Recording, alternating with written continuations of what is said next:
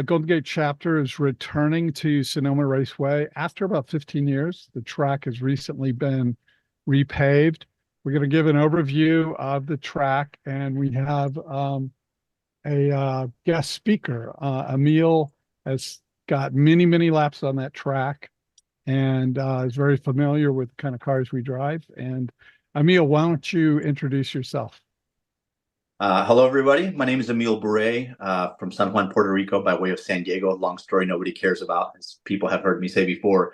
But yeah, so my history with Sears Point Raceway in particular, I was a first chief instructor for the Audi Sports Car Experience program there. And I was really lucky in that one of the part-time instructors we used was a gentleman named Stu Hayner, which most of you guys have heard. Stu is what I call one of my favorite old people. Stu has won pretty much in everything. Actually, the three guys that are responsible for really teaching me about Sears Point Raceway. Stu Hayner was one, Bill Cooper was another, my other favorite old guy, and Boris said, former teammate of mine and good friend of mine. All three of those guys have had great success at that place. Bill Cooper was the chief instructor for Bob Bondurant there for 1,000 years.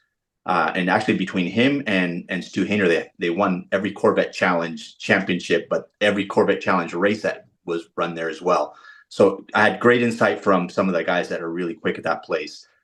Beyond that, having worked there for Audi, I've done a million laps at the place just from being there over the years with that brand. I love the place. It's one of my favorite racetracks in the world, probably because I'm so familiar with it and I have such good insight from guys that really know the place well. And I feel super fortunate every time I find myself there. I go there usually twice a year, once with BMW, once with the Ferrari Challenge Series. Unfortunately, we're not going there this year with Ferrari, but we are with BMW. And so that's my history at the place. As far as my personal history, I started racing when I was 8 years old, three-wheelers. Most of you are probably not old enough to remember those things. I turned pro when I was 13. My parents cut me off to go to university to study something. And that's when I actually moved out here to California to study car design at Art Center College of Design in Pasadena. Became a car designer, did that for a couple of years before I left to continue to chase my racing career, even though my parents said I was a dumbass for doing so. But you got to follow your heart, right? So I raced anything from, I started out in Formula cars with the Jim Russell Racing School program before they were at Sears Point, when they were at Laguna Seca. Did some racing with them, did some racing with Skip Barber when they were at Sears Point. I've only technically raced at Sears twice with Skip Barber back in the 2-liter Dodge winged and slicked cars. I won both my races, so that I have a good record at Sears, but only 2 races. And then, like a lot of people that are in my line of work, driving instructors, at some point you run out of talent or money, depending on whom you ask, and you become driving instructors essentially.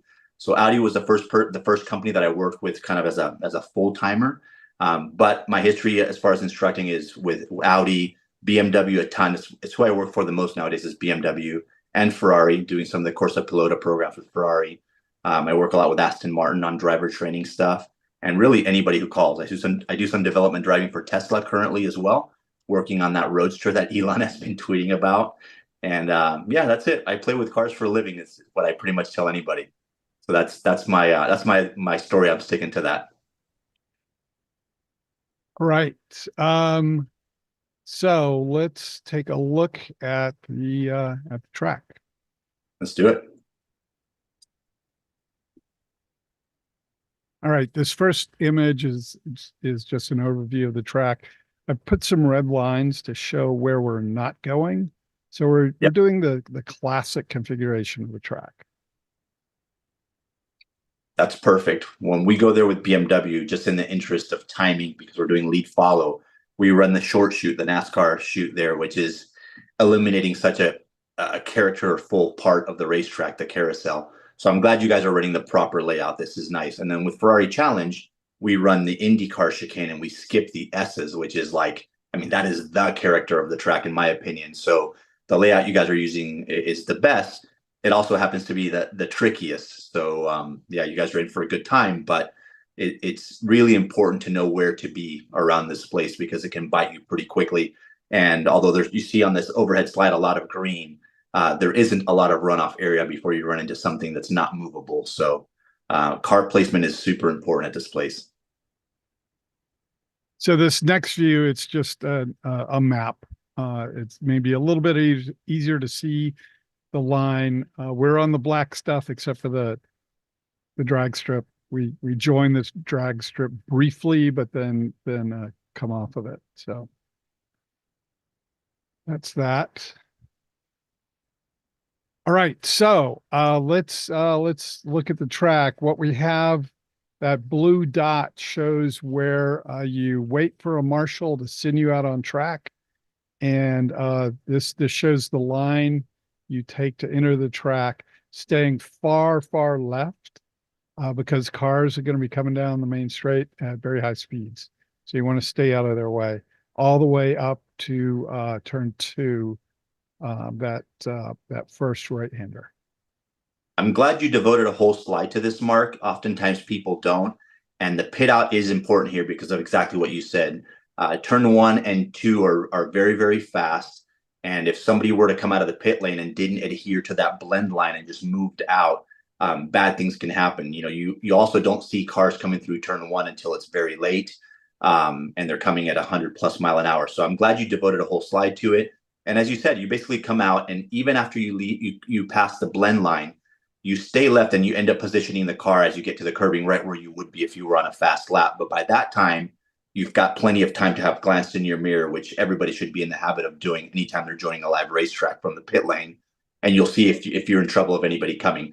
Also, from the other driver's perspective, if someone is coming up that hill at speed, they've seen you, they know you're going to stay to the left, and they can plan accordingly to get you on the right if you're taking your time to get up to speed. So I love that you devoted a slide to that because it is a tricky pit out.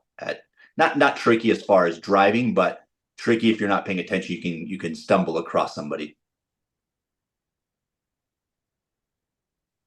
Okay, so this is a view from a car on the track, and you can see the pit lane or the re-entry on the far left there. That's where cars coming on board should be staying.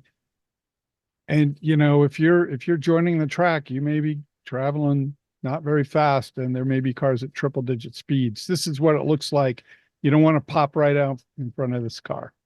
Yeah, you can imagine if that radical were a couple car lengths further back and still turning, you know, they couldn't see very much of the car, especially if the car that had come out of the pit lane was further along the way, right? So super important that you adhere to that blend line. But I do have a question mark about this slide. So here to the outside of turn 1 and going up to 2, there aren't barriers, but in some other slides that you have in the presentation, there are barriers. Will those barriers be there for you guys? Do you know? That's an excellent question. I noticed that as well. I hope they're not. I don't like them. I didn't like them there at all. No. In this configuration, you got a little runoff to the right if you need it. Yeah. We'll see later in the presentation this curbing on the right side. There at the NASA weekend a couple weeks ago, there was a wall right there. And normally the wall's not there. So that's a good question for the track people. I'm hoping it won't be there because I use that curbing as a reference point as I turn through one as well. Yeah, I think it makes the curbing really hard to see when it's covered up. And you can potentially get that target fixation by looking at that wall out there. I didn't love it when I saw it. Okay, so the next slide, we are approaching turn 2. Perfect. So I see Bestie's on the call, and I think I see Mike's name. I don't know if he's on or not. So they have heard the spiel from me because this is kind of my talk when I'm doing a lead follow here, and they've been through various BMW programs that we've done there. But my approach into turn 2 is I always tell people to aim to put your left side tires on the curbing, and by the time the car arrives at the curbing, create a straight line with the steering wheel. That is so that when my left tires are touching the curb, my car is going straight. And that's the point at which I'm going to do my speed adjustment, my brush of the brakes for turn 2. What's going to happen is that curbing is going to continue to go off to the left, and the car is going to leave the curbing, and it's going to feel like you're leaving a racetrack to the left. That's good. That track there tends to fall away from you anyway. And if you started following it around, you're just lengthening the track.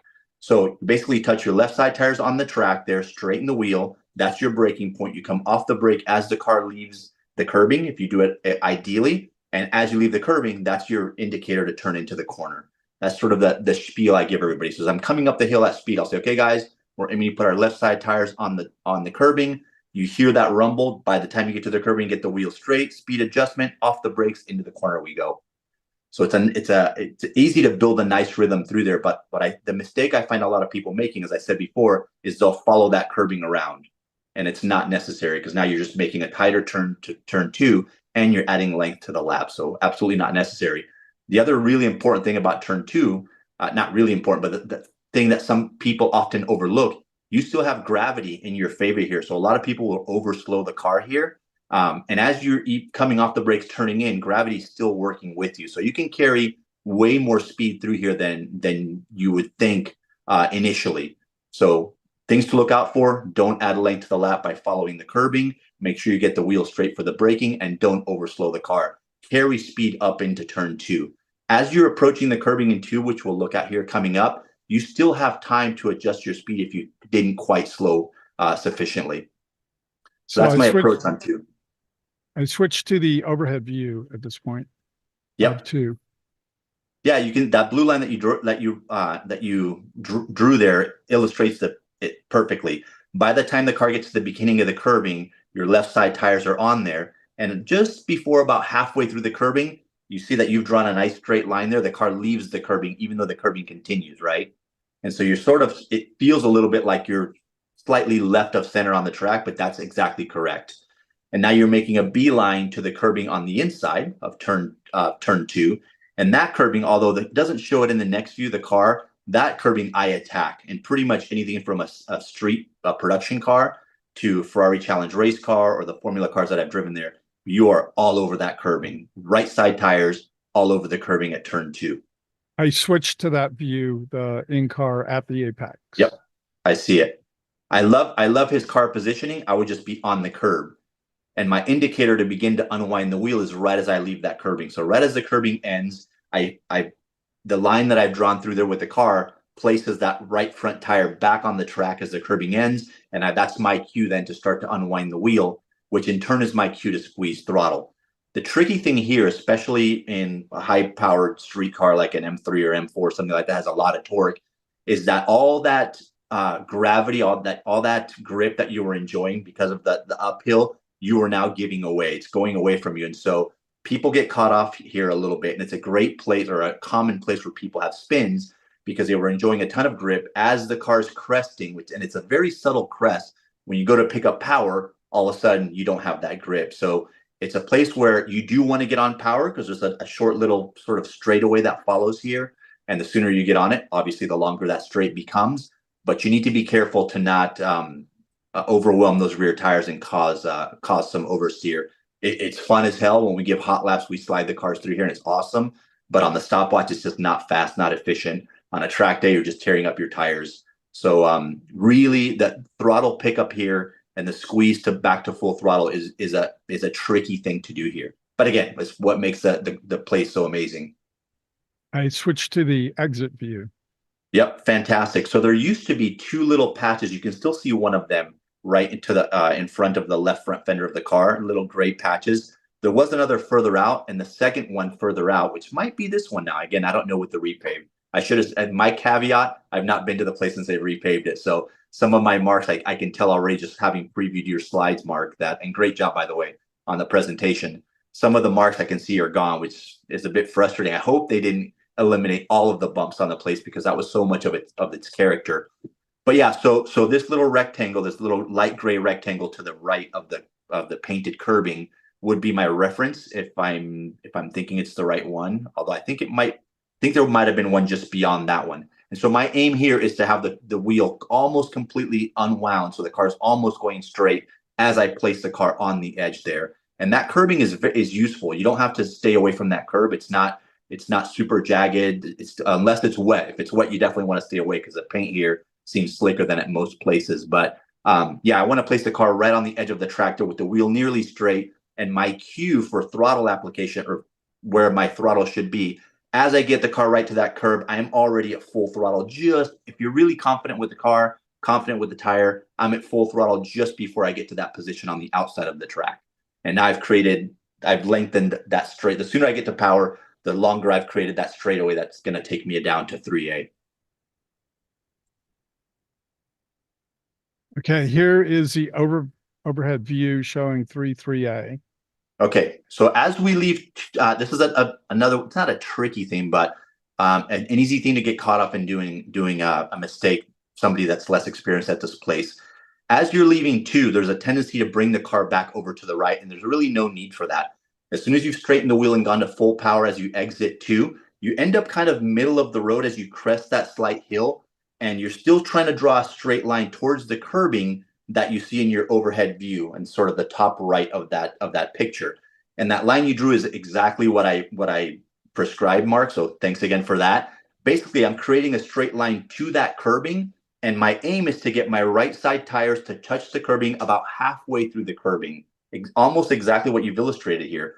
And then as soon as my tires get to that curbing, you're going to touch the curbing for a moment, and almost immediately you come off the curbing because you're drawing a straight line in an area that's still curving to the right. That's my reference for going to the brake in almost any car.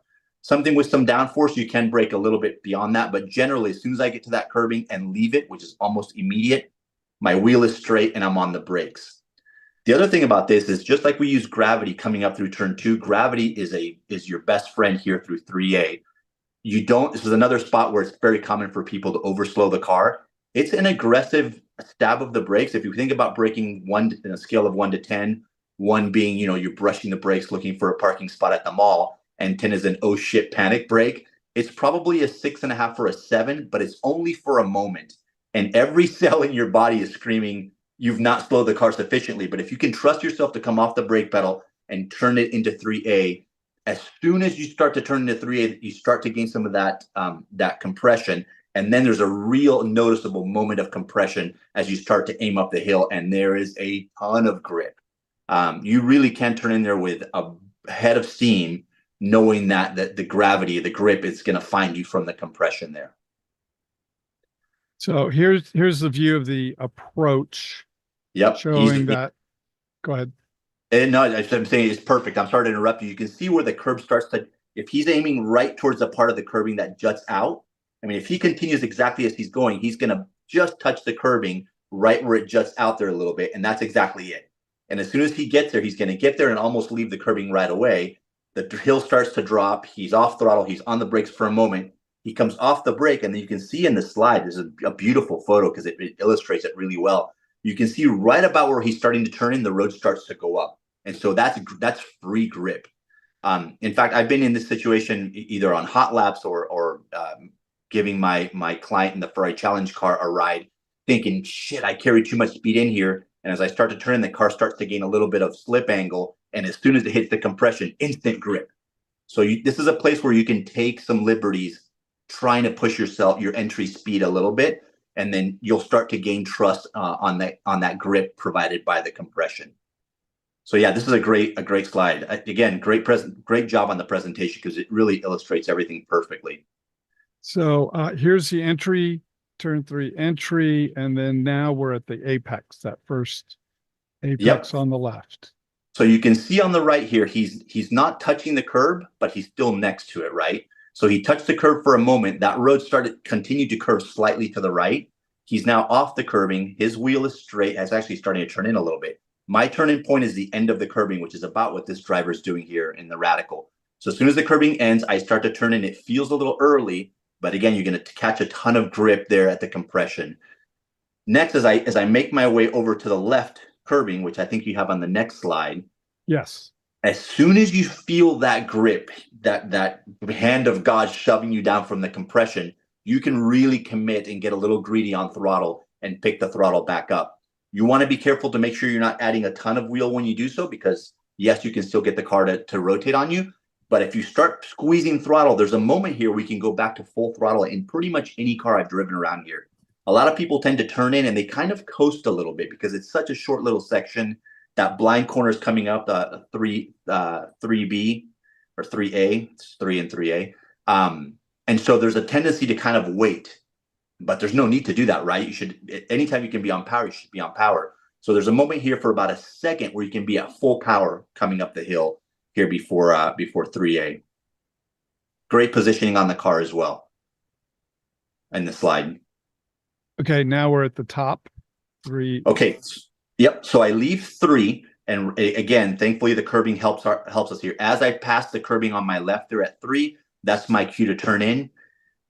Having said that, this is one of those corners because it's a blind crest. So double whammy, right? You don't see the road. And then because it's a crest, you're going to lose grip. So all that grip you enjoyed on the way up, you're going to lose as soon as you crest over the hill, which if you crest and find that your line is off, that is a bad time to lose grip. So here, I always err on the side of turning in a little bit later rather than turning in a little bit early. There's 2 places around this track that you absolutely don't want to turn in early, and this is definitely one of them.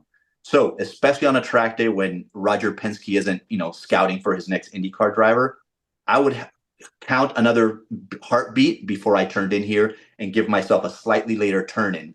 The beauty in that is that when I get to the curbing, the slide that you're on now at the inside of 3A, I can the track starts to reveal itself to me.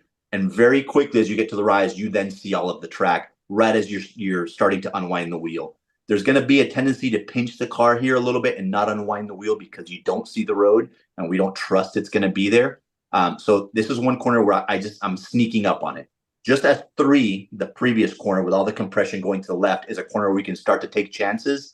3A is one that I will spend time sneaking up on and making sure I'm confident before I really attack it. One other note on 3A, the curbing there has sort of 2 positions.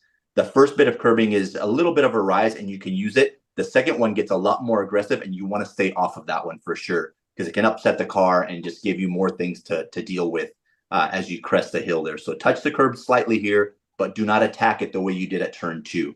As the road reveals itself to you, you start to unwind the wheel. And if you got it right, you'll see it because the road will reveal itself to you. And then you can commit to the full squeeze of power. If you didn't get it right and you have to continue adding steering, don't panic, don't fret. Definitely don't lift off the throttle. Remember that here you're already losing grip. So the last thing you want to do is an abrupt lift off. If you have to lift off the throttle, ease up off of it, try to straighten the wheel. And if you have to brake as you come up for the rise and you realize you're aiming towards the dirt, straighten the wheel and brake. There's no harm, no foul there, right? If you dip 2 tires there, fine. I like that approach better than sticking with it, trying to ride it out, hoping you have the grip, and then finding yourself in the dirt with some good lateral load, and now you have to get the car back.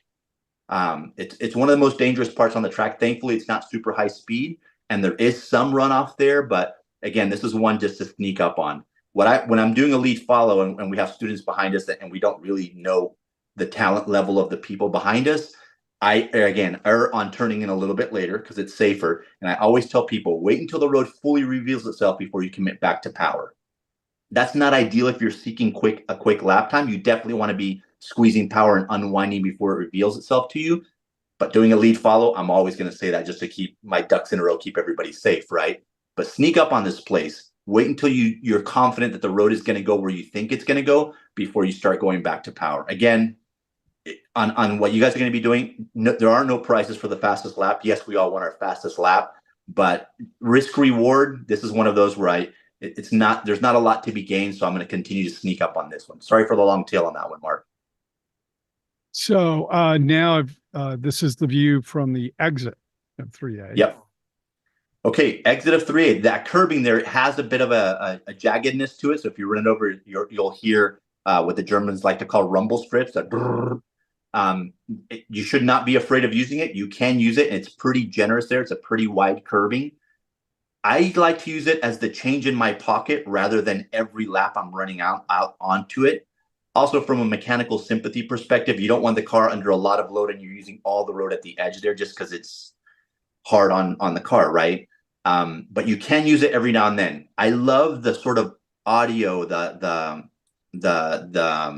confirmation that I've got the line right when I hear that, and I just barely touch the curbing there.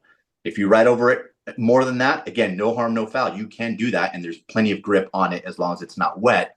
I just don't want you guys to make a habit of being out there all the time because, again, mechanical sympathy, and then you're taking away any change in your pocket. If on one particular time you got distracted and got the line wrong, if you're relying on every edge of that runoff curbing and you got the line wrong once, all of a sudden you don't have that little extra margin for error. Otherwise, wheel is straight. If you position the car towards the edge of the track there onto the curbing, you're flat chat full throttle down the hill all the way till the end of the curbing. Okay, here's the overhead view of turn 4. Turn four, another tricky one here. The line that you drew again, Mark. You have a lot of miles around this place, don't you? Yeah. Yeah, because it's funny. If you didn't know this place and you saw this line, you'd be like, "That looks like it turned in a little bit early," but that's exactly what you want to be doing here. It's a slight early turn in. This place is tricky. If you carry a ton of speed in here, this is one corner where there is some runoff. Where if you get it wrong, it's I don't want to say it's difficult to crash, but you almost have to make your way back across the track and crash to the right. I've seen it happen, and I hope it doesn't. But so you can start taking some liberties here. The challenge here is as you get to the apex of four, the car will start to lose grip a little bit. What I like about this particular line is that the exit of the corner seems nice and straight. So I'm able to go back to the wheel or back to straightening the wheel, which allows me to go back to the power early. Other than that, yeah, turn four, pretty straightforward in that regard. Slightly earlier turn in than you think. And here's a in-car view of the entry. Yep. I think well, he's already turning the wheel, so he's already started to turn in, which is a little early, which is exactly right. I was going to say maybe the approach might be using more of the track out to the left, but he's already started to turn. So yeah, that looks really nice, really good. Good apex as well. I have heard the comment that with the extra grip, some people have been doing things a little earlier. If you're not an advanced driver with a lot of experience, ignore that advice. Yeah, you know what? That's a good point, Mark. Always, I mentioned at turn 3A, I like to get people that when I'm doing a lead follow, I like to get them to turn in a little bit later. So that's the line that I'll draw with my car that I'm having them follow. As a general rule, especially when you're learning a place or if you're driving your favorite mountain road, a late turn in is always preferable to an early one. The challenge with an early one, if you're anywhere near the limit, you turn in early and you realize you're in early, that's a bad plan, right? Because all of a sudden you have to make changes to keep the car on the road. If you turn in late and you realize you turn in super, super late, no harm, no foul. You fix that next time.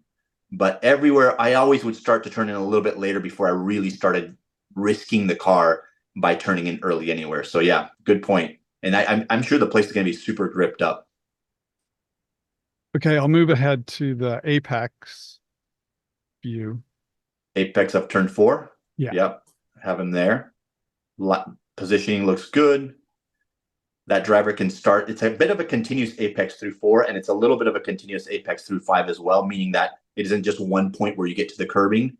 So this looks good. The driver probably right at the end of the curbing or just before the end of the curbing, he's going to start to unwind the wheel and squeeze power. And then he's going to use all of the exit at four, which you guys illustrated really well. He's even got tires on the curbing. Here again, you get that audible confirmation that you're on the curbing, but don't use too much of it. Leave a little change in your pocket. And then five can be tricky. Five can be flat in a lot of cars. It can require sometimes a little confidence lift. I'll tell you this from our data in Ferrari Challenge. If you turn in there and give yourself a slight confidence lift and then squeeze back to full power within a second, there's not much time lost on the data from the corner entry to corner exit compared to somebody who's going through there flat. So I don't mind the confidence lift into five. The ones, yeah, go ahead, Mark. I'm showing the overhead view of five at this point. Yep, I just turned to that same, so we're on the same page. So you in this shot, the apex looks almost like it's the entire curbing. For me, it's the last, I would say from halfway through the curbing to about 7/8 of the way through the curbing. That would be my sort of continuous apex. I'm not going to be all the way on the curbing at the very end of it, and I'm not going to be all the way on the curbing at the very beginning of it. So there is a continuous apex there, in my opinion, but it's towards the latter 3/4, let's say, of that curbing.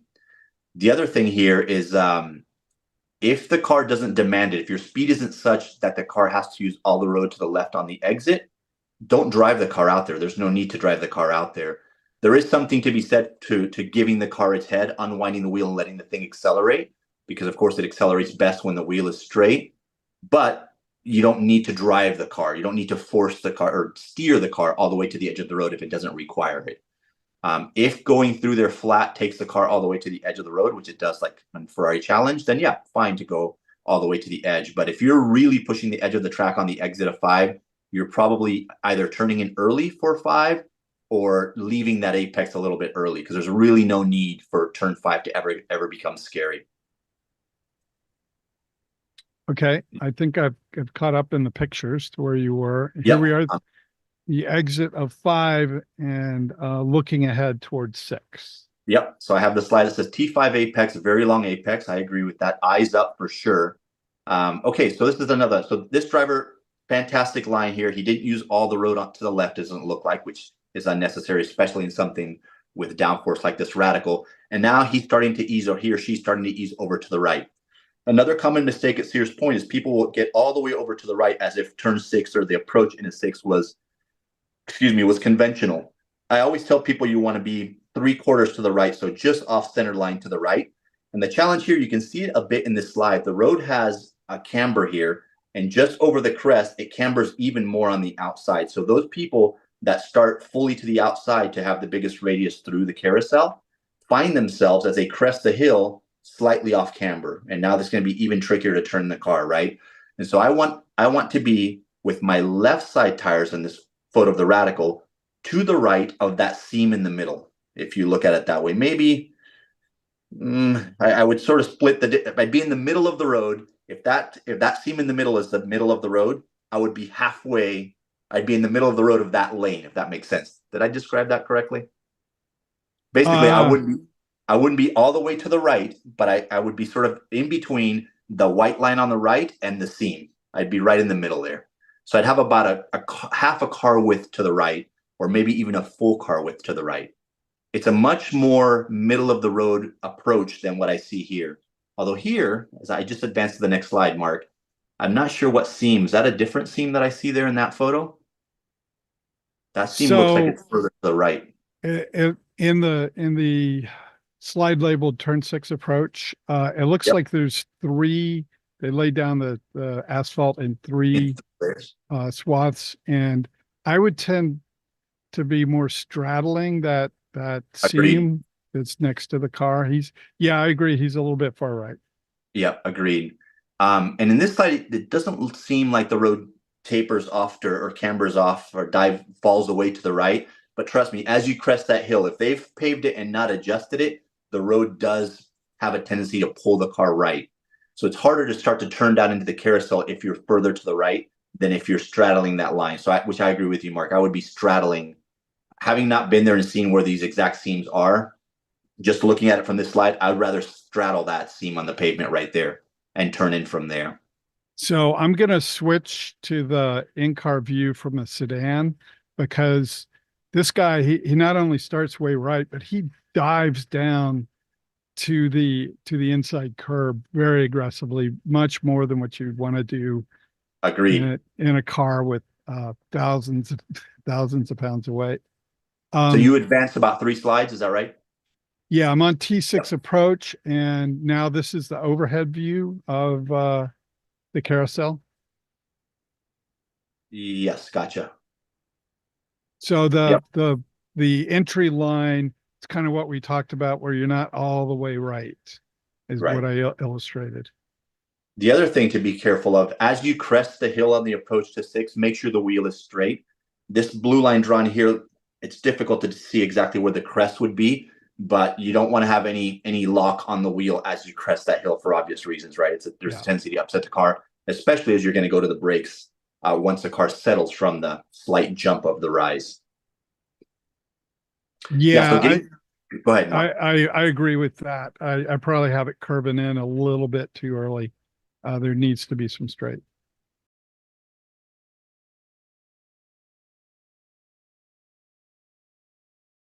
Damn you, I disagree with part of your line on this. You've done a great job with these again.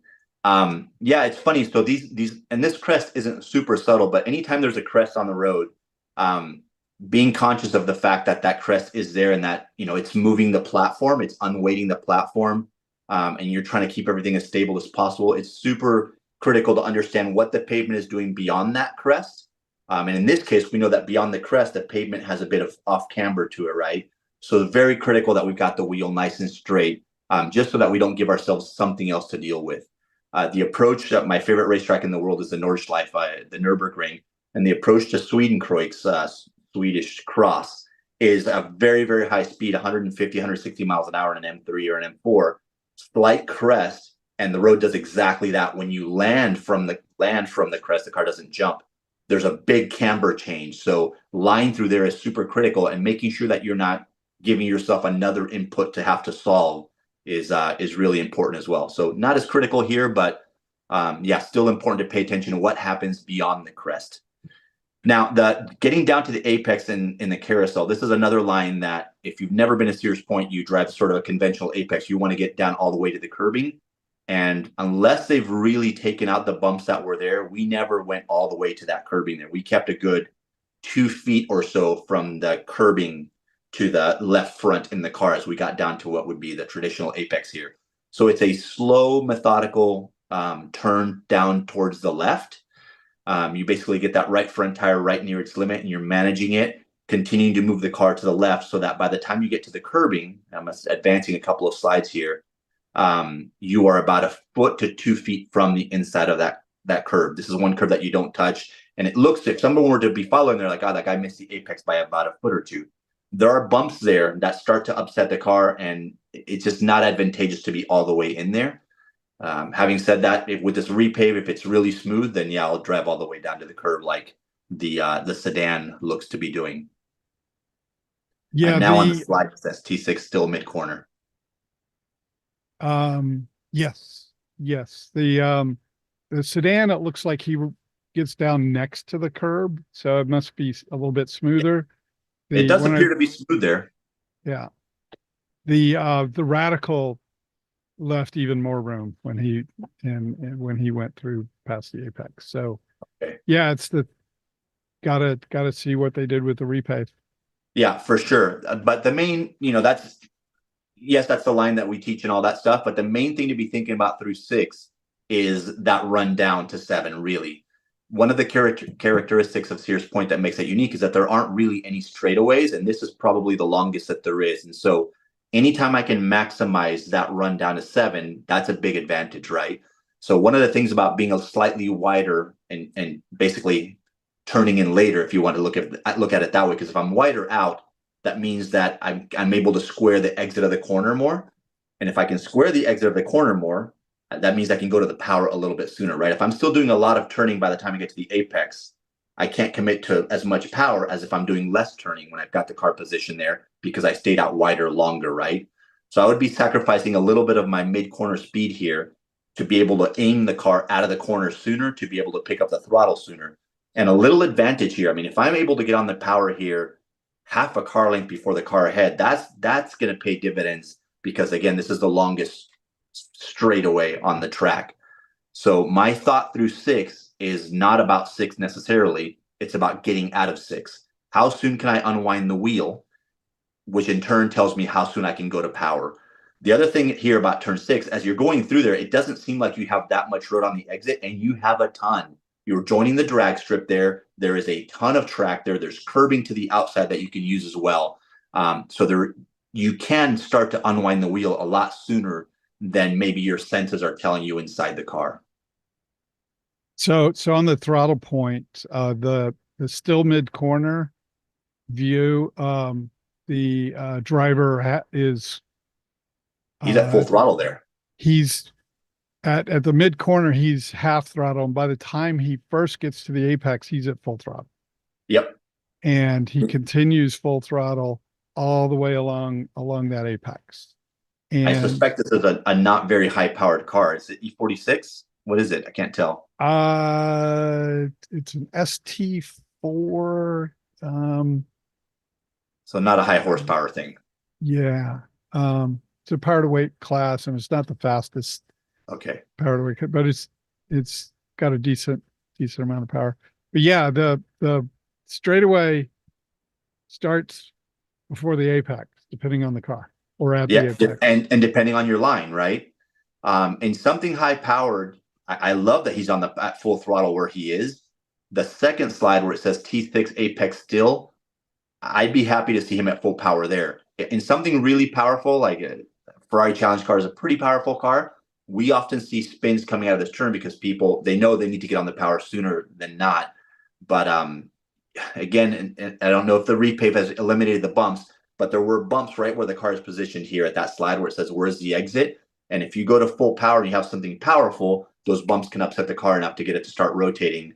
and you end up hitting the wall to the left as you exit turn 6, which my Ferrari Challenge customer did last year. 100, almost $100,000 worth of damage. But yeah, I love that this driver's on the power at full throttle as soon as he or she is. The sooner the better for sure.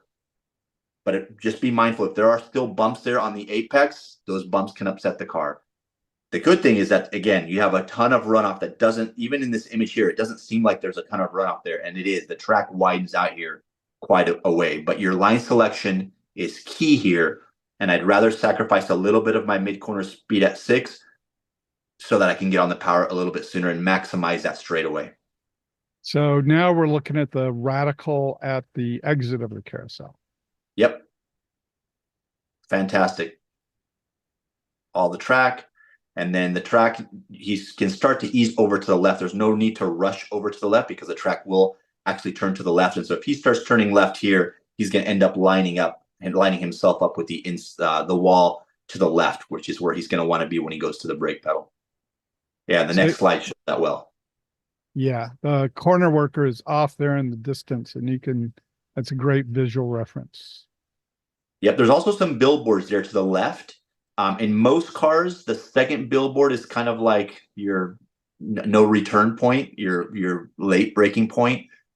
I will normally, when I'm working with someone, I'll have them start to brake at the first billboard there on the left, just to give them the confidence, yes, you can slow the car with plenty of time there, and then work them up to the second billboard or just beyond the second billboard if they're really good on the brakes. The neat thing about turn 7 also is if you get it wrong on the brakes, this is one place where there is runoff. So you can take liberties here. Obviously, if you overshoot the corner, you kill your lap time. But if you're looking for places to make gains, it's a good spot because if you do get it wrong, you're not going to pay a big penalty. So here's the overhead view of turn 7. Yep. Okay. This is another place where we have a lot of debate depending on the driver and their preference. So between 7 and the return back heading towards the S's, you can create a little straightaway there and use more of the road to the left. For example, in the Ferrari Challenge cars, we will be slightly to the left of that line, that white line that delineates the track. And there are no track limits here. So I've seen cars be completely off there. That to me is a bit much because yes, you're able to go to power sooner leaving 7 and you're able to stay on the power a little bit longer, but now you're adding length to the lap. So there's always that give and take between being able to carry more speed because you're drawing a straighter line or a bigger radius, but adding length to the lap. And that I think that's a bit much, but I think this blue line is a little bit conservative. I would be closer to the white line on the exit there, and then I would square up my approach into the chute that leads me into the S's. So I would be a little bit wider going through there, and I would turn in and a little bit later. So my apex speed would be less than this blue line, but I would be at full throttle before that blue line could be at full throttle. And again, this depends on the car. Something lower power, this blue line looks ideal. Something with a little bit more power, I would be slightly wide of that blue line, and I would square up the entry going back towards the right. One of the advantages of the old pavement is you can look at where the pavement is dark. Yes. And you could see the blue line that I drew is kind of at the sort of the extreme inside of where people usually drive. Yeah. And then that white line, a lot of people are crossing that white line. So there is a lot of latitude. Yeah, there is. This is again a place where you can kind of, I don't know, pick your favorite way through there, right? If I'm going for maximum lap time, I'm going to give up that little short chute a little bit, the entry back to the right, so that I can get to the power sooner. The other thing about this blue line is that it tracks out all the way to that curbing that comes from the extension of 7 there. And unless the car takes you out there, I don't know that there's a need to it. Of course, that can all be dictated by how much you squared up the corner leading back towards the right. But I tend to not get all the way out to that curbing unless I got something wrong or unless I got a little greedy picking up the throttle. So I almost make a straight line to the second curbing that we see there that the blue line touches, the curbing that's above the blue line. But again, you can. This is one place where you can be creative and sort of define the line that you like best. I don't know. I've not looked at data on the various lines there to see which is quicker. I just have my feeling of what I think is quicker. So for anybody doing the data class, this is a great place to experiment. Do some A/B Yeah. testing of different lines and see, you know, the speedometer tells you something, but the elapsed time through a section, that tells you a lot more. Yeah, agreed. The other thing about taking that blue line all the way up to that curbing there, so you're at full throttle from the time you're leaving 7, right? And it's more turning than it looks even on that blue line. So you would still be turning a lot to the right then, to then bring the car back to the left, to then create a straight line about where the arrow is. So you would be busy, again, moving that platform around, transferring the weight left to right there, instead of just kind of, if you had a straighter line, you could commit, or not commit. On both lines, you're at full power, but you would be moving the platform less if that line was straighter. Okay, so here's the turn 7 entry and the radical. A little conservative as far as he's not fully to the left there, but okay, that's fine. First apex looked great. And there's our first apex. And From I switched view to the sedan because it has a Yep. wider angle. And this kind of illustrates your eyes should be looking at that second apex as early as possible.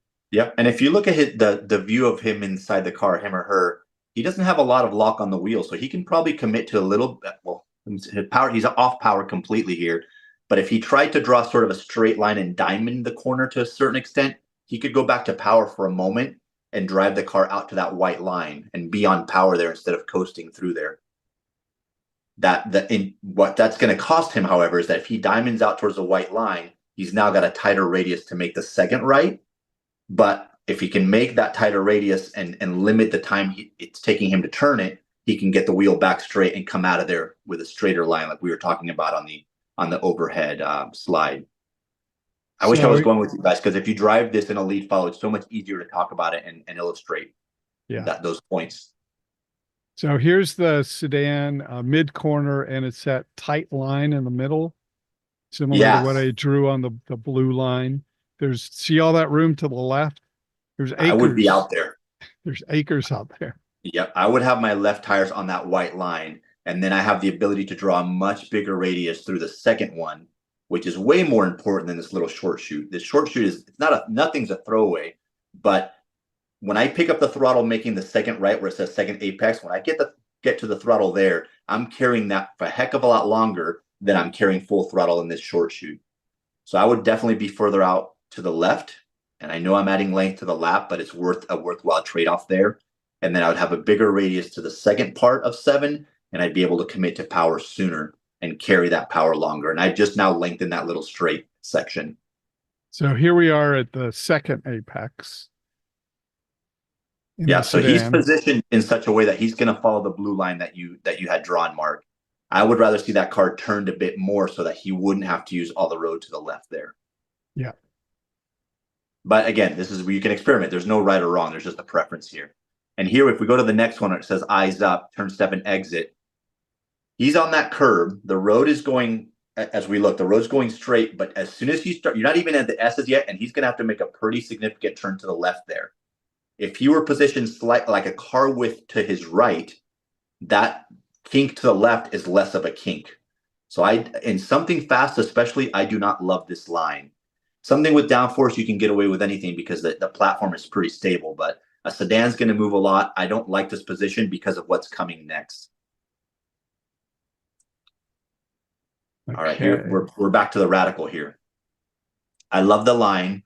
The tricky thing here, and so it's between this slide and the next slide.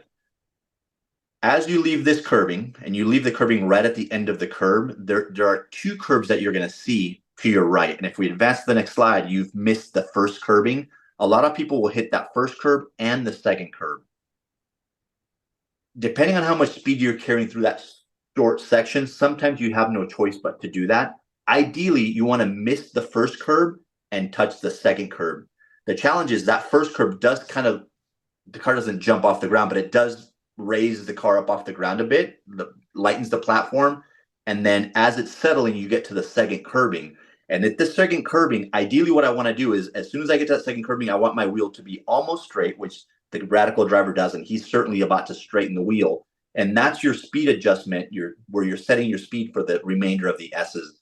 So I want to get the wheel nice and straight as my right tire hits that second curb. And you're not going to clobber that curb. You're just going to barely kiss it.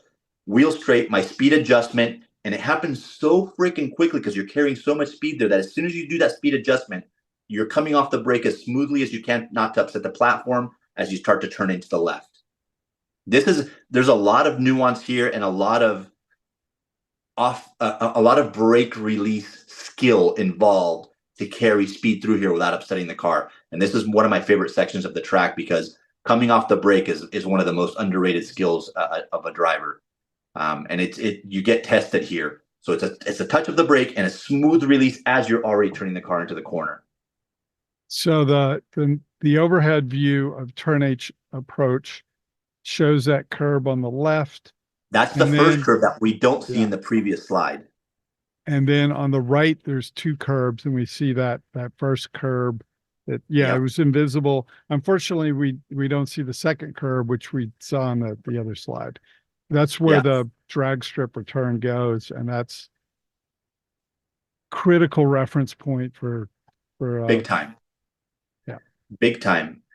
So because you didn't have the other curbing there, I think that probably allowed you to create the blue arrow the way you did, or sort of dictated the blue arrow there. But I'd like to see that blue arrow leveled off more so that it's just barely missing that curb, but aimed at the second. Because the way this arrow is aimed now, it would probably miss the second curb, and that's the one that we want to touch. But not seeing the rest of the track, it doesn't illustrate it. This may show it a little better. The turn 8 8A line. It does. Shows that second curb. Yeah, so that line looks great. If you see the beginning of your blue line and you trace it back to where there is no line, you would see that he would have had to have missed that first curb if you make that line almost straight. And that's the point where you're straightening the wheel to do your brake adjustment. So yes, this illustrates it better because you missed that first curbing and you touch the second curbing. This is exactly what I would do.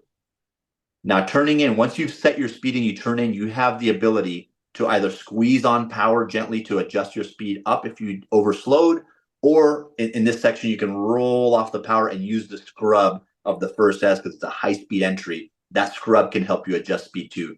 Ideally, you didn't get it so wrong that it requires a big lift or a big brush of the brakes, because if you're anywhere near the limit, then it starts to get ugly here.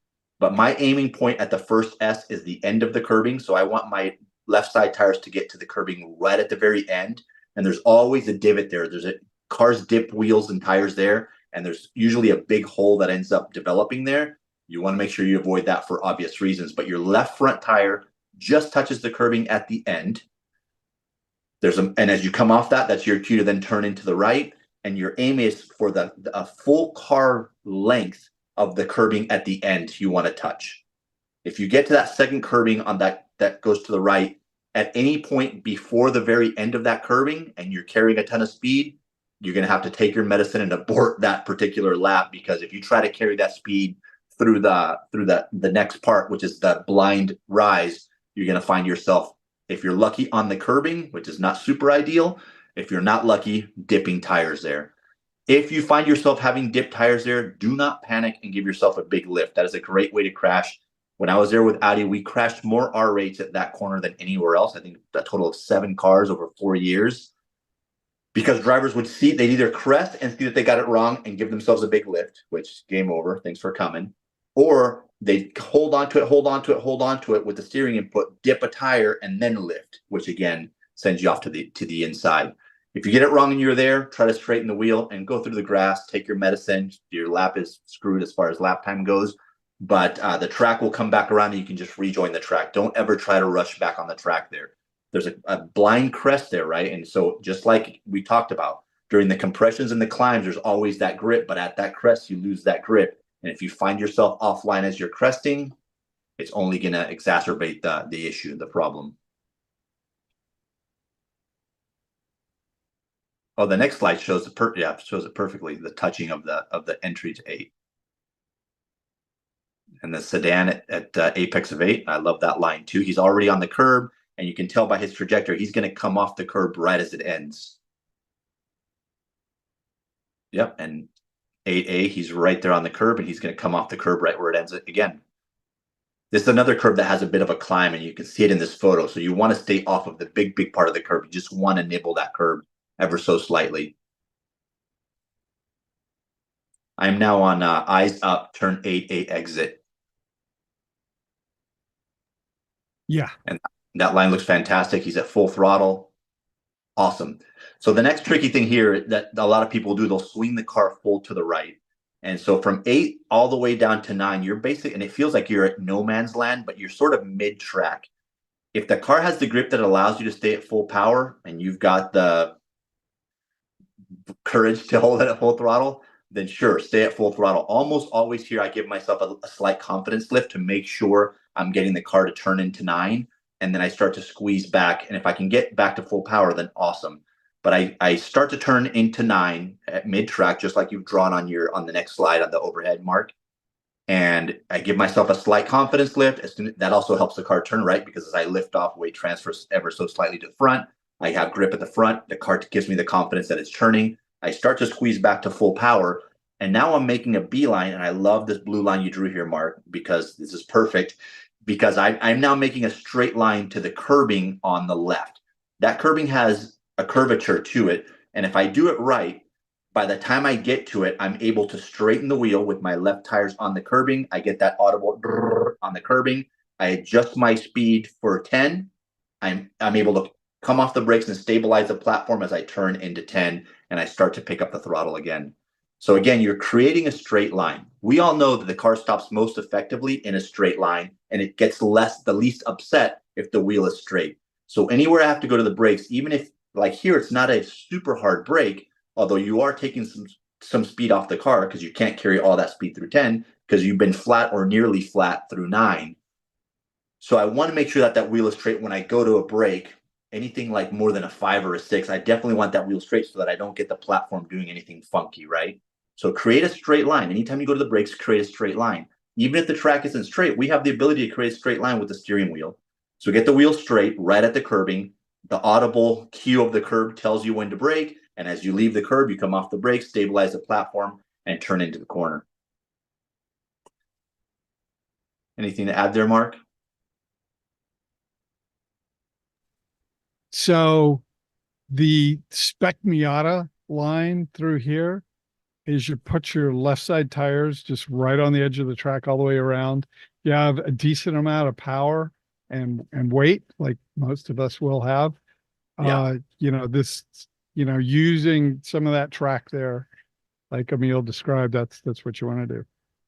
Yeah, because the Miata line, by the time you get to the point where you're turning into 10, you're probably still doing some turning there because you're following that turn all the way around. I don't love that. I mean, for a Miata, of course you do, because they're relatively gutless. By the way, the best racing on TV. If you guys watch those races, amazing to watch. Yep. And I think a lot of us would be humbled to find ourselves at the back of the pack. Those of us that had, a little bit of a career, if we jumped in one of those cars, we would be reminded how much we've forgotten about momentum, because I've had friends who have jumped back into that series who are people that I rate highly, and they're running mid-pack or at the back. And it's humbling. Those young kids that are in that series are ripping. So this is an image of the Radical mid-corner and roughly mid-track and Yep. 9. I might like be a little farther right than he I is. would too. I would too. I would be just off center to the right. He's just off center to the left. Yeah, good. We're on the same page of music, Mark. So here, I like the next slide. His approach to 10 looks pretty good. I'd still be slightly further right. You can see how that curve on the overhead, it didn't look like it had that much curvature. The curving does, but it does a ton. And so I would be slightly to the right of where the Radical is, already turning down towards that curving. So by the time my left tires made it to the curving, I had the ability to straighten the wheel, do my speed adjustment for 10. And the turn-in point for 10 is right at the exit of the curving. So at the end of the curving. So I'm breaking a straight line. As the curving ends, I'm coming off the brake pedal and I'm turning in. So and 10 is yep, go ahead. Here's the overhead view of 10. I get PTSD when I look at this because the biggest crash I've ever had in my life was here. And I remember before I went there was for a Skippy weekend. It was a long story, but it was the marketing director at at Skip Barber Racing called me when I was working at No Fear, the t-shirt company, and said, "Hey, come up and do a race weekend with us." And I was really rusty. I hadn't driven in about 4 or 5 years, and I went up there. And I remember talking to Boris, who worked with me and it was a good buddy of mine at the time. We hated each other when we first met. We were friends later, and we're still friends.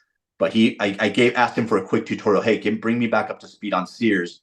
And he talked me through the track, and he goes, "Whatever you do not turn in early for 10." And guess what I did? Turned in early for 10.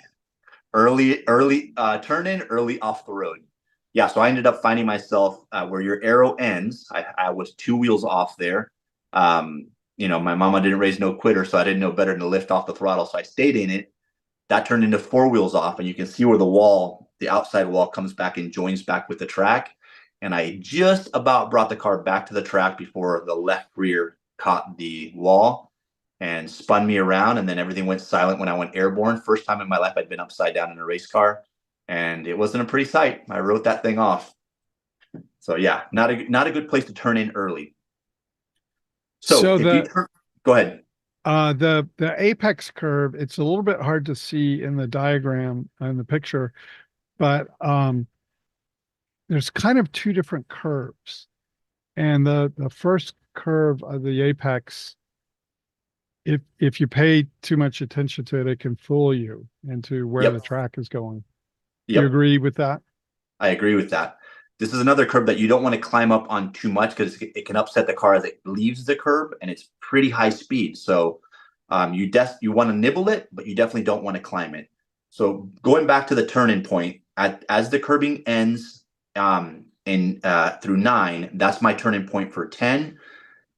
This is another one where, especially when I'm doing lead follow with students, I'm always going to turn it a little bit later because you might have that brave student in the back that doesn't believe what the instructor is doing. He's going to try to carry a little bit more speed through. So to save that person, I'm going to turn in a little bit later. I'm going to get to the apex. The apex to me is about 3/4 of the way around the curbing. There's a little bit of a continuous apex. I'd say it's probably 2 car lengths. So I'm going to climb. Climb is the wrong word. I'm going to just touch that inside curbing for about 2 car lengths, and then as soon as I see the track, reveal itself to me, I'm going to start unwinding and squeezing throttle. The other thing that's important through here, as I turn in from 9, is to get the platform nice and stable on some throttle. Don't coast in there. I'd be on throttle down to the apex, maybe a slightly more than a steady throttle or a constant throttle, so some throttle application, unless I found myself having to adjust, and then I'm adjusting as subtly as possible. And as soon as I get to the apex curbing, I'm starting to squeeze throttle again. And this is one of those areas where I normally say, until I can unwind the wheel, I'm not squeezing throttle. But here I do. I start to cheat it a little bit and start to squeeze throttle. It really sets the car on its haunches and gives me sort of confidence. Again, only if the track is opening up visually the way I want it to open up. Then I use all the curbing to the left here. So right where Mark's arrow ends, I'm all over that curb. There's a ton of grip there as you exit. And it feels awesome to get on the power and come out of 10 on power. It feels so good. And the car is just accelerating down the straight. For high-speed corners, I'd rather have understeer than oversteer. And so my tendency is to get to at least neutral throttle early in the process. And one of my slides commented early brake, early throttle. And that's a relatively conservative way to take a corner like this. And you do want to be conservative with turn 10 until you really know it. Absolutely. Turn in a little bit later than not. The line, the radical, where it says T10 entry, looks excellent because he's still pretty straight, and he's going to get to the end of that curbing with his left side tire still on the white line before he starts to turn in. So again, the cue for turn in is the end of the curbing there at turn 10. So that looks like a good line that he's starting to drive in. The challenge with getting it, I hear what you're saying, Mark, and for sure on a fast corner, the last thing you want is the car to be the back end to be rotating on you. The tricky thing, and again, I don't know, everyone's driving different cars on these BMW days, right? The current M3, M4, if you get them near an understeer, it's it's not oversteer is not far away, meaning that if the car starts to push a little bit and that driver's a little ham-fisted coming off the throttle, the car will start to rotate pretty aggressively. If they're running with all the systems on, man, no harm, no foul. Those systems are amazing. I know some of the people that come out to these track days get braver as the day goes through and then start running MDM, which is still an awesome way. That's probably, if it was my street car that I paid for and I put on a track, I never track my own cars because I'm lucky enough to track other people's companies mainly. But if I track my own car, I don't know that I would run it in anything beyond MDM. The challenge is there more enjoyment and more speed on full off on these? And if I'm working for a BMW and I'm wearing a BMW shirt, I'm giving a presentation, I don't even broach the subject because the answer is yes, but I don't want to say that answer publicly. But yes, there is. The car is faster with all systems off. Is the juice worth the squeeze? No, because if you get it wrong, we've all seen those videos, right, of guys flatbedding their car from a track day. I couldn't do that. If I'm making payments on a car, I'm sorry. I'm not running full systems off on a track. It's just not worth it. It's not an audition. It's not a shootout. Nobody cares if you're a second faster or half a second faster. Yeah, so. Okay, we can move ahead to turn 11, I think. I illustrated the return to pit lane with a dashed line. On the track, you'll notice there's a dashed line and then a solid line approaching the gore point. If you decide to go off and then, maybe not, once you decide you're going off, you can rejoin, you can go back to reentry, but let's not have any indecision about that. You go one way or the other. Yeah, good point. And a drive through the pit lane is always a good idea, man. If you're out there, firstly, in a street car, I'm not sure I'm doing more than 5 or 6 laps at speed without giving myself a cool down lap. And I've got endless stories here, including a client I coached in the Ferrari Challenge Series. We were testing at Thermal, long day of testing. He'd shown up to the test in his Ferrari FF when those things were brand new, and his was like $407,000 car. And as I was leaving, he said, "Hey, I'm going to take some of the mechanics out the mechanics are slaving on the car in the heat of Thermal, the desert." And he decides to take the guys out for some laps. Now my client was a big guy, and the mechanics are all tend to be kind of big guys. The FF is a 4-seater, of course. And I said, "Okay, listen, when you go out, do 3-4 laps, give yourself a cool down or two, talk to the guys, laugh, high five each other. Don't attack more than 3 or 4 laps at a time." What happens? He gets out there. I'm now driving home to San Diego from Thermal. And I get a phone call from his wife yelling at me, "How did you let him go on track with his street car?" I go, "What are you talking about? He crashed his car." I go, "You're kidding me." "No, I'm not kidding you." So he was out there 7 laps in a row, just lost track of lap times, went from having full brake pressure 1 lap onto the longest straight on South Palm at Thermal, goes to the brake pedal, nothing, pedal straight to the floor, boiled the fluid, went through the barriers, through the gravel or the sand, and found the wall basically and wrote off his brand new Ferrari FF. All that to say, you're in street cars, and I know most of you guys make preparations. You're running different brake fluid. Maybe you've changed brake lines as well. Maybe you've got track pads and all that. The pit lane drive-through is a good idea from 2 sides. Mechanical sympathy first. Secondly, you also kind of goes hand in hand with mechanical sympathy. It gives everything a chance to cool down, brake fluid mainly. Thirdly, it gives you a chance to cool down and reassess and think. I get that sometimes we're running with our friend or our buddy, or you're closing down on a car and you think, "Man, let me just go 1 more lap." If you get that thought, just trust me on experience here. If you get that just 1 more lap thought, come in the pit lane. Don't do that to yourself. It's unbelievable how that always happens where it's like, let me do 1 more lap. And that's when things go pear-shaped. So the pit lane drive-through, not ever a bad idea, in my opinion. Sorry to get on the soapbox here on that note. That's good stuff. Sometimes people get stuck behind a car, can't get around it. The red mist starts to rise. Yep. The run through pit lane does 2 things: gives you a little gap and also gives you a chance to just take a breath. Yep. And gives the car a chance to cool a little bit as well. So back to our track chat here. So turn 11, there's a compression here it's a great indicator of when to brake. So you're coming down here. I'm on the photo, it says T11 braking. So the radical has already come through the compression. The compression is a great brake reference point. And anytime I'm coaching somebody in the Ferrari Challenge Series, for example, which is where I have been most of the last few years, which is why I keep referencing it, I will always get them to start to brake right as the car hits the compression and you feel that the car settle on its suspension. That's a great place to go to the brake because you have free grip there given to you by the compression. Once they get comfortable with that, the real braking point is beyond the compression. So I'll have them come off the compression, but then you have to wait as the car starts to settle and come off. I have them dragging the brake already. So the braking point is later than that. But when you start to drag the brake, it kind of keeps the car down on itself.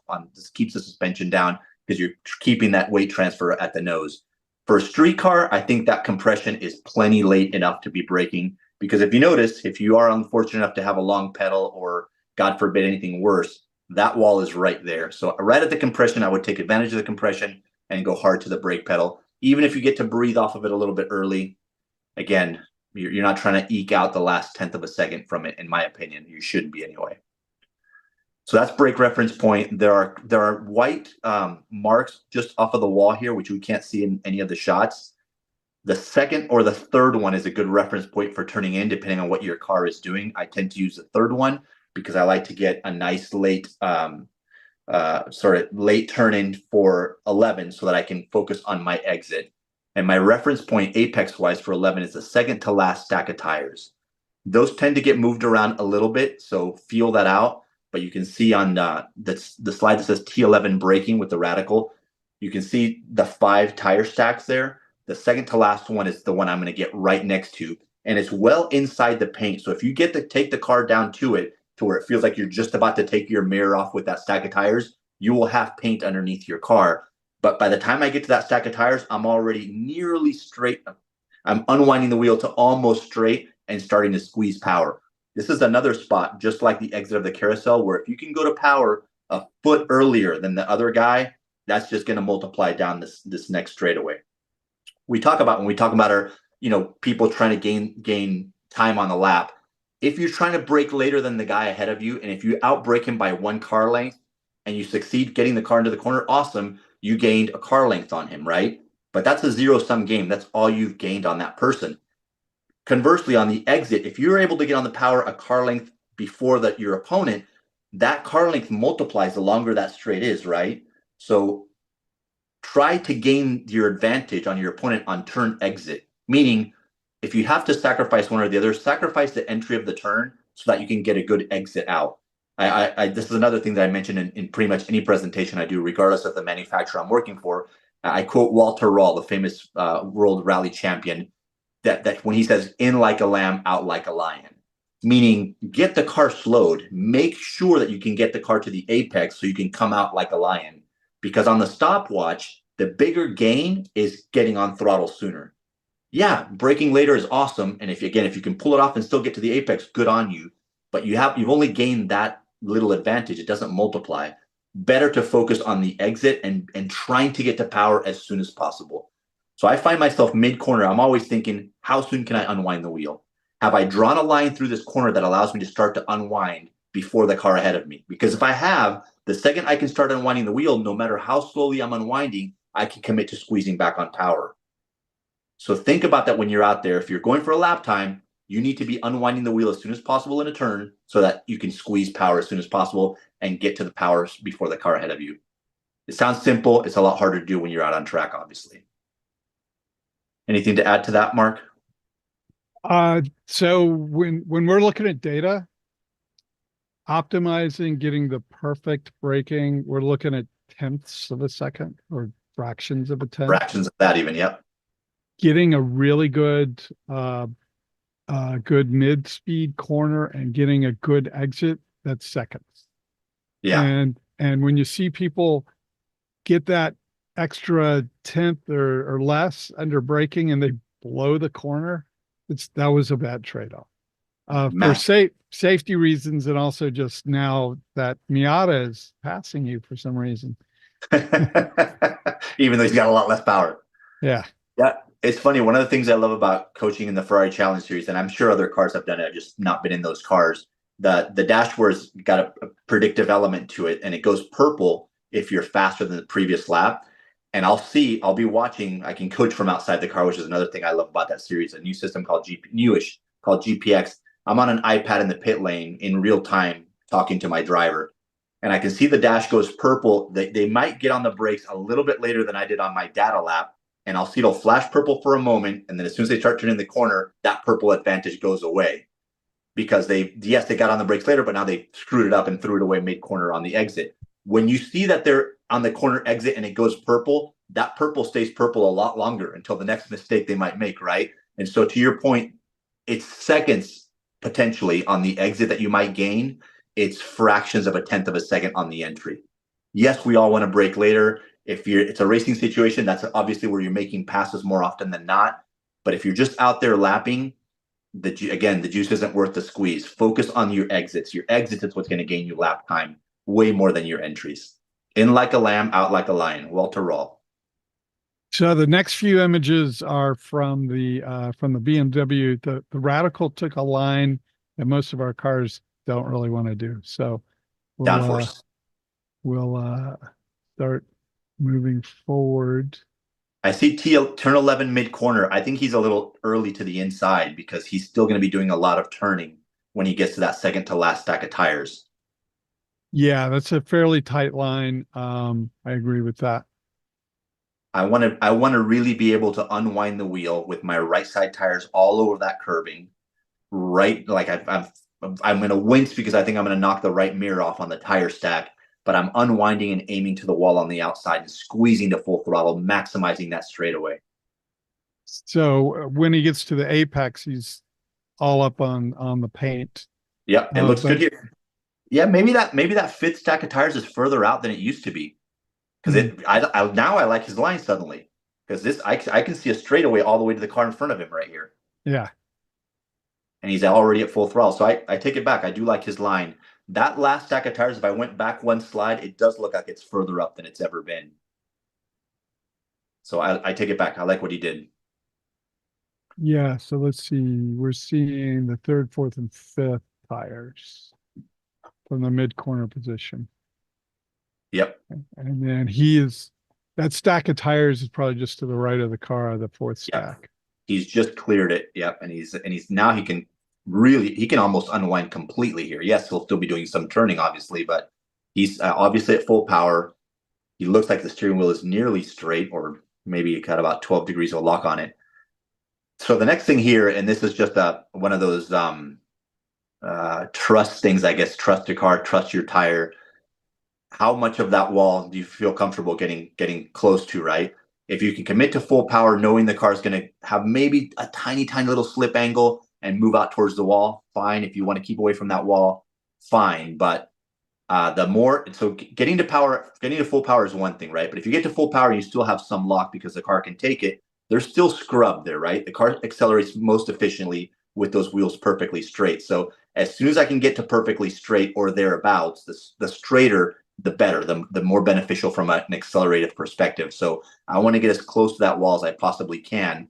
And then another mistake I see people do when they get close to that wall, they flare quickly back to the right. And there's no need to get further to the right than mid-track, because turn 12 is a non-event in pretty much anything. It's flat out in anything, and you don't need to have all that radius by going all the way out to the right. At that point, you're scrubbing speed firstly by turning, which I know it's minimal, but you're also adding length to the lap. So I would get close to the wall. I would kind of give the car its head and let it move back towards the middle of the track, and it's flat out through turn 12. Get as close to the left side of that wall as you feel comfortable, and flat chat all the way to the start finish line, which is my turn-in point for turn one. And so turn one, I'm moving right into it with turn one here. A couple of slides here. Okay, I see the Radical drivers right up on turn 12. Okay, I'm now one slide past turn 12 apex. So I see the Radical, and he's mostly over to the right. And they've painted over the start finish line, it looks like. Yeah. So I would be further to the right here. Start finish line is right where the sort of little tower is to the left, which I think it says something auto parts. And I'm turning in, so I'm fully to the left. I'm full throttle. and I'm turning in at full throttle at the start finish line. And this can be a little bit unnerving. Most people get to the start finish line and give it a slight lift as they turn in. If you're brave enough and you want to do it right, it's a turn in at full throttle at the start finish line, getting nice and close to the wall on the left. If I advance, yep, the next slide says turn one apex. This is where I saw all that K rail on the outside that I don't love. So backing up one slide from there, I'm turning into the start finish line still at full throttle. I'm making it down towards the wall on the left. And just as I get to that wall on the left, I'm straightening the wheel. I'm creating somewhat of a straight line. I can't quite muster a fully straight wheel. And I'm heading now towards my turning point, which is on the outside of the track, which is the curbing that is blocked now by the next slide by the K rail. But generally, you can see that curbing there. And I'm making a straight line for that curbing. And as soon as I start to make a straight line and I'm heading to the curbing and I'm leaving the inside wall on my left, that's when I give myself a lift, maybe even a brush of the brakes to sort of it's more of a confidence thing than anything else, because the second you start turning up the hill here, again, the compression gives you a ton of grip and you can carry so much speed up through into turn two. It's insane. But I still find myself doing a brush of the brakes to give myself that confidence before I head up the hill. Those of you that might be left foot breakers, I know we're getting into some nuance here. That's another thing that I've done here in the past. And if I'm in a race car where I'm harnessed in and I don't need to brace myself with my left leg, I will also, rather than give myself a big lift and a brush of the brakes, I might give myself a slight lift and a brush of the brake pedal with my left foot to feel the car hunker down a little bit and give myself that confidence lift, if you will, that confidence brake before I commit to coming off the brake completely and carrying as much speed as I dare up through turn two. What do you have to add to that section, Mark? Is your brush between the slide that says T1 exit and the slide that says T2 approach? Correct. Okay. Yeah, sorry. No. My brush is from T1 apex to T1 exit. I've created a straight line there. Oh, you can see a little bit of the curb. I've created a bit of a straight line there and I've adjusted my speed. By the time I get to where it says T1 exit, I'm already squeezing back throttle heading up the hill because I'm gaining grip from the compression and the climb there. Okay, that makes sense. So that and you don't have to go all the way to the left. Like I tend to get right next to the wall there on the left as I turn in. You can draw more of an arc around there. I just find that if I get down to the inside curbing there, I'm able to get the wheel straighter for that confidence lift and slight brake that I give myself. Whereas if I'm arcing it, if I'm doing a constant radius to this point, to the T1 exit, I find it a little trickier to go to the brake if I need to give myself that confidence. If that makes sense. Okay. The faster the car I'm in, the more I will create that straight line so I can adjust my speed. In something like an M5, when we give hot laps, I tend to do more of the rounded line because I know in that car, if I have 3 passengers in the car with me, when I roll off the throttle and I've got the thing turning and it's taking a set, that's going to scrub enough speed that I don't have to brush the brakes. But in a race car like the Ferrari Challenge car, I give myself the brush of the brakes, and I want to do that with a straight line. So I sort of diamond that corner instead of doing a big constant radius around it. Okay. If that makes sense. There's definitely some nuance as you go through one. And then we're back to turn two approach. So I'm starting from the outside of the turn, right near the edge of the track. I'm easing my way here. And again, my aim is to get my left side tires onto that curbing. So I'm making my way down. And right as I get to the bridge, I should be able to see most of the curbing. And then I'm positioning my left side tires on that curbing. At that exact point, I'm straightening the wheel and I'm adjusting my speed as I leave the curbing, which happens almost immediately. And then I'm off the brake, making sure I don't overslow, and I'm turning back up through turn two, and we're back to where we had started. So on the turn two braking slide, you can see pretty heavy brake, but it only lasts for a tiny little bit. And it's a tiny little bit. The full throttle is a blip. You sneak it into the downshift right there. Oh, gotcha. I was wondering why he's got so much throttle there at that point. Yeah, so a couple schools of thought on here. This is another one that some of the Jeff Westfall and some of the other guys that I coach with, that we have a sort of difference of opinion here. Some of them like to do the harder set, like a bigger brake, but for less duration. Some of us like to drag the brake a little bit longer, but so longer duration, but less brake. So maybe a 3.5 to a 4 on the brake for a little bit longer versus a 5.5 or a 6 just for a moment. I find that the longer less forceful brake application doesn't upset the platform as much. Those guys, I mean, quite honestly, Jeff Westphal in particular is way better than I am. So he's able to manage the platform just fine. I think it was Jeff I was talking to about it. Might have been somebody else. Anyway, yeah. So there's a couple things that you can do here, but the point is that you don't need to overslow the car because you still are gaining. You still have that extra, or you still have gravity in your favor, and you can carry a lot of speed into two. And if you find yourself having carried too much speed into two, you have room to make the adjustment before you get to the apex. Okay, well, that was great stuff. We did one lap, and I'm sure there may be some questions that people have before we wrap up. And quick caveat, just one guy's opinion. There's lots of ways around here. I don't profess to be the master of the place. And I'm sorry if I got off into a little bit of nuance towards the end of the lap there. I love the place. There's so much nuance to it.